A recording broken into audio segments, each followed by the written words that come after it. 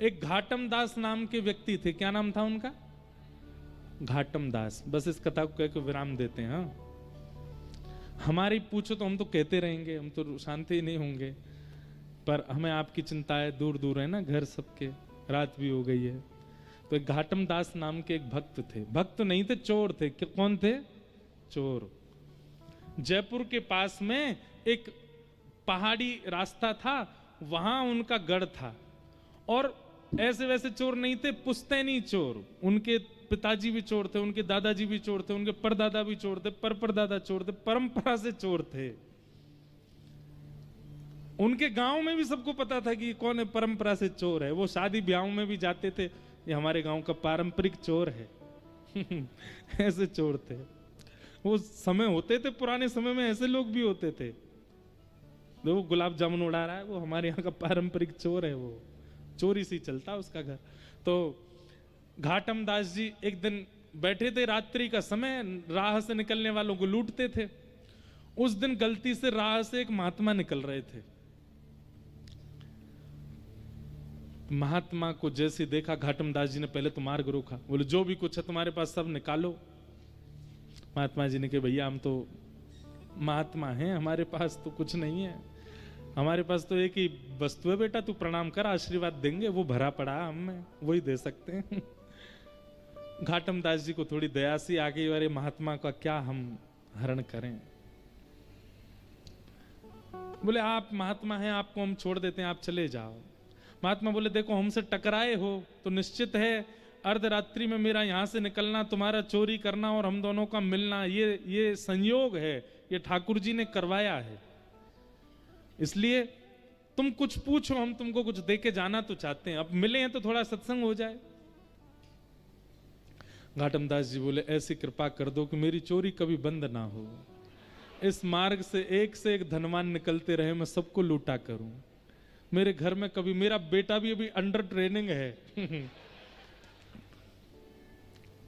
महात्मा जी बोले देखो ये तो तुम्हारी इच्छा है, पर संत जन कभी कभी अपनी तरफ से प्रसाद देते हैं, हम अपनी तरफ से दे रहे हैं। बोले क्या? पहले तो महात्मा जी ने कहा चोरी छोड़ दो। बोले ये तो हो ही नहीं सकता, ये तो हमारे रक्त में है महाराज, ये तो परंपरा से हम चोर हैं, ये कैसे छोड़ सकते हैं? आपके लिए ये काम पाप होगा, मेरे लिए तो ये धर्म है। मैं तो चोरी करने के बाद में जिसकी मैंने चोरी करी है उसको प्रणाम करके जाता हूं कि वो मेरा दानदाता है, उसने मुझको दिया, मेरा घर चलेगा उससे, ये तो मेरा परंपरागत है महाराज, मैं कैसे छोड़ सकता हूं? तो महात्मा बोले ठीक है, तो फिर तीन बात हमारी मानो। क्या? पहली बात, कभी भी झूठ नहीं बोलोगे। चोरी करो, तुम अब चोरी करो, हम तुमको छूट दे रहे हैं, पर हमारी 3 बात मानो। क्या? पहली बात, कभी झूठ नहीं बोलोगे। वो नहीं बोलेंगे। जो भी वस्तु लोगे, जो भी वस्तु जीवन में आएगी, घर में आएगी, पहले ठाकुर जी को निवेदित करोगे, तब अपने प्रयोग में लोगे। घाटम दास बोले जी। और तीसरा काम, राह में चलते हुए कभी कोई संत मिल जाए, कभी ठाकुर जी का मंदिर दिख जाए, कोई आश्रम दिख जाए, कितनी भी जल्दी में होगे, 2 मिनट रुक करके प्रणाम करोगे, वंदन करोगे, परिक्रमा करोगे, तभी आगे बढ़ोगे। ये 3 काम तुम अपने जीवन भर करते रहना। बस ये तीन बात हमारी मान लो, हम मान लेंगे कि हमारा तुम्हारा मिलना सार्थक हुआ।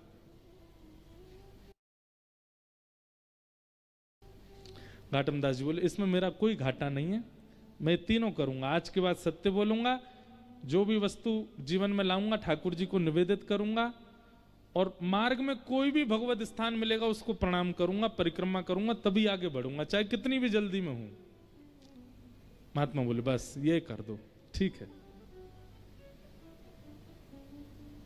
अभी हेलीकॉप्टर मत देखना, सब इधर देखो, कथा सुनो मेरी ध्यान से। हमने तो कही थी कोई कथा कीर्तन में उड़ा दी हो भैया, नहीं तो सब यही को देखेंगे। अभी हम कीर्तन गाएंगे तब उड़ा देना, अभी बिठा लो इसको, लैंड कर दो। इधर देखो सब लोग, क्या सुना रहे थे हम? 3 बातें घाटम दास को बताई महात्मा ने। देखो, महात्मा की बात को, किसी महत् पुरुष की बात को, किसी सज्जन की बात को बस मान लो, उसी से कल्याण हो जाता है। घाटम दास जी बढ़िया नियम का पालन करने लगे जो गुरुजी ने बताया। धीमे धीमे धीमे घाटम दास की खूब चोरी होने लगी। महाराज बड़े बड़े उसने लूट लिए और वो इसमें मानता था मेरे गुरु की कृपा है। एक दिन उसने खोजे वो महात्मा कहाँ हैं और उनका आश्रम ढूंढ लिया। अब तो घाटम दास क्या करता, साल भर की कमाई में से दशांश अपने गुरुजी के यहाँ दे आता। भंडारा करो गुरुजी, मंदिर बनवा दो, बढ़िया आपकी कृपा से सब बढ़िया चल रहा है। लेकिन गुरु कृपा कभी तो होनी थी। एक दिन घाटम दास ने सोचा मुझे रोज चोरी करनी पड़ती है तब भरपाई होती है, कोई ऐसी चोरी हो कि एक बार की चोरी में ही इतना कोटा आ जाए कि मेरी मृत्यु पर्यंत मुझे ना करनी पड़े और उससे मेरा घर भी चल जाए, गुरुजी के आश्रम में भी कुछ ना कुछ दान दक्षिणा होती रहे। तो घाटम ने सोचा कि आज तक मैंने सेठ साहूकार लूटे हैं, आज अपने नगर के राजा को लूटूं। और कैसे लूटूं? बोले राजा का इतने सारे घोड़े हैं, उनमें से सबसे सुंदर एक काला घोड़ा है, एक श्वेत घोड़ा है, सफेद घोड़ा। अगर वो चुरा करके बेच दूंगा तो इतना धन मिलेगा कि मुझे कहीं नहीं जाना पड़ेगा। घाटम दास पहुंच गए चोरी करने राजा के यहां। जैसे ही प्रवेश करने लगे तो द्वारपालों ने रोक दिया। कौन हो? घाटम दास। क्या करने आए हो? बोले चोरी करने आए हैं। झूठ तो बोलता नहीं है। तो उसने जैसे ही बोला चोरी करने आए हैं तो द्वारपाल एक दूसरे का मुख देखने लगे। तो दूसरा द्वारपाल बोला उससे, ये जरूर राजा का कोई गुप्तचर है, हमने रोक दिया तो बुरा मान के बोल रहा चोरी करने आया हूं, बुरा लग गया इसको, हमारी बात बुरी हमने रोक दिया, इसको बुरा लग गया। अरे भैया बुरा नहीं मानो, जाओ जाओ भीतर जाओ। आप बुरा क्यों मान रहे हैं? जाइए भीतर, आप राजा के गुप्तचर हैं। भीतर गए। भीतर जाकर के अश्वालय जहां पे सब घोड़े बंधे थे वहां से सफेद घोड़ा निकाला, उस पर बैठ गए। घोड़े पे बैठ के बाहर आए तो द्वारपालों ने फिर देखा और देख करके बोले भैया क्या किया अंदर? बोले घोड़ा की चोरी करी और चोरी करके अब जा रहे हैं, इसको जाके बेच देंगे, उससे धन मिलेगा, उससे घर चलाएंगे। अरे भैया तुम बुरा नहीं मानो ना, जाओ। आप इतना बुरा क्यों मान जाते हो? आप इतना क्रोध क्यों? जाइए जाइए आप। घाटम दास मनी मन सोच, जय हो गुरु जी, बड़ी कृपा आपकी, सत्य बोलने का क्या फल मिल रहा हमको। घाटम दास निकल गए घोड़ा लेके। सुबह सुबह 4-5 बजे का समय होगा। थोड़ी देर बाद राजा उठा। राजा उठते ही आखेट को वन में जाने का उसका मन हुआ। तुरंत वो अश्वालय में गया। वहां जाकर के उसने अपने प्रिय घोड़े को ढूंढा, नहीं मिला। सबको हल्ला किया, मेरा घोड़ा कहां गया यहां से। बात घूमते घूमते द्वारपालों पे पहुंची। सब द्वारपाल बोले महाराज आपका गुप्तचर आया था ना, वही लेके चला गया। बोले मेरा गुप्तचर? मेरा कोई गुप्तचर नहीं, मैं तो सो के अभी उठा हूं, हाथ मुंह धो के आखेट को वन में जा रहा हूं। अरे महाराज एक व्यक्ति आया था और उसने आके हमसे कहा था हम चोरी करने आए। मैंने कहा भाई चोर इतना सत्य थोड़ी बोलेगा चोरी करने आए। और वो घोड़े पे बैठ के गया, बोला मैं जाऊंगा, बेचूंगा, धन कमा के घर वालों को दूंगा। वही लेके गया है। पकड़ो, पीछा करो उसका, जहां भी मिले उसको बांध लो, पकड़ के लाओ। घाटम दास जी तुरंत घोड़ा भगा रहे थे। बोले जल्दी घर पहुंचूं, पीछे सैनिक पड़ेंगे अभी। और पीछे सैनिक पड़ ही गए थे। इतने में ही घाटम दास जी को एक राम जी का मंदिर दिखा। गुरु जी की दूसरी आज्ञा क्या थी? कभी भी कोई मंदिर, देवालय, आश्रम दिखे तो रुकना है, चाहे कितनी भी जल्दी में हो। और इस समय घाटम दास का रुकना घातक है, लेकिन फिर भी गुरु आज्ञा मान के रोक गए। घोड़ा बाहर बांध दिया, भीतर चले गए, राम जी को प्रणाम किया, परिक्रमा करी। उसमें भी जल्दीबाजी नहीं, भाव से, गुरु जी की जैसी आज्ञा थी। महाराज अच्छा हाँ, एक आज्ञा तो हमने बताई नहीं। वो जो भी सामग्री लेते थे ठाकुर जी को निवेदित करते थे। तो राम जैसे वो घोड़ा चुराया, घोड़ा चुराते ही सबसे पहले उसका स्पर्श करके, हे राम जी ये आपका है, इसको स्वीकार करो। राम जी को निवेदित करके तब चोरी करता था।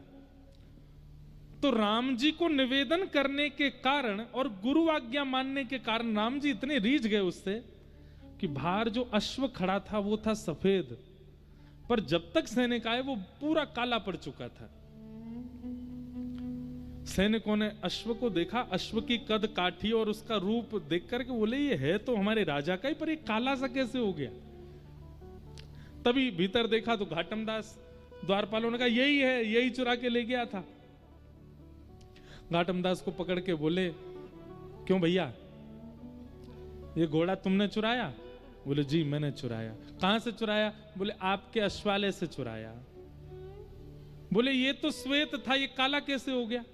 बोले ये मुझे नहीं पता, पर जब ये मिला था तो मैंने बस ठाकुर जी को निवेदित कर दिया। ठाकुर जी को निवेदित करने के बाद ये काला कब पड़ा, अब ये मुझे नहीं पता। अब भैया ये तुम्हारे राजा का थोड़ी, अब तो ये राम जी का हो गया। अब राम जी को जैसा घोड़ा प्रिय लगता होगा वैसा बन गया, और उनको सांवला प्रिय होगा इसलिए सांवला बन गया।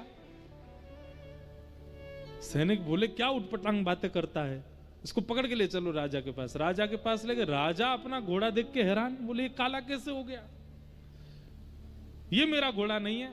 अब घाटम कह रहा नहीं नहीं ये आपके यहाँ का ही घोड़ा है, पर आपका नहीं है। अब ये राम जी का हो गया है, अभी राम जी का है, और उनकी प्रसादी में स्वीकार कर रहा हूं। सब आश्चर्य में बोले सच भी बोल रहा है और इसकी बातों पे विश्वास भी नहीं हो रहा है, घोड़ा काला पड़ गया है, क्या क्या चल रहा है समझ नहीं आ रहा। तो राजा बोला मुझे एक बात याद है, मेरे घोड़े के गले पर एक मस्सा है, यदि वो मस्सा इसके है तो ये घोड़ा मेरा है। जैसे उसका गला देखा तो वहां मस्सा था। अब सब उसको पूछा ये काला कैसे पड़ा? बोले नहला के देख लो, धुला के देख लो, रगड़ के देख लो, मैंने कोई रंग नहीं पोता इस पे। राजा को विश्वास करना पड़ा उसकी बात पर। बोले ये काला हुआ कैसे? बोले मैंने राम जी को निवेदित किया था। उनकी बात सुनकर के राजा इतना प्रसन्न हो गए कि राजा ने घाटम दास जी की गुरु आज्ञा पर प्रसन्न होकर के, रीझ करके, और राजा ने उनसे कहा देखिए महाराज आप भले ही चोर हैं, पर मैं आज आपको एक ऑफर दे रहा हूं अपनी तरफ से। क्या? इस राज्य की गुरु पदवी खाली, आप हमारे गुरु बन जाओ, हमारे राज्य गुरु हो जाओ। घाटम दास जी महाराज, उनके पद भी आते हैं भक्तमाल जी में, नव भक्तमाल राजस्थान के भक्तों में।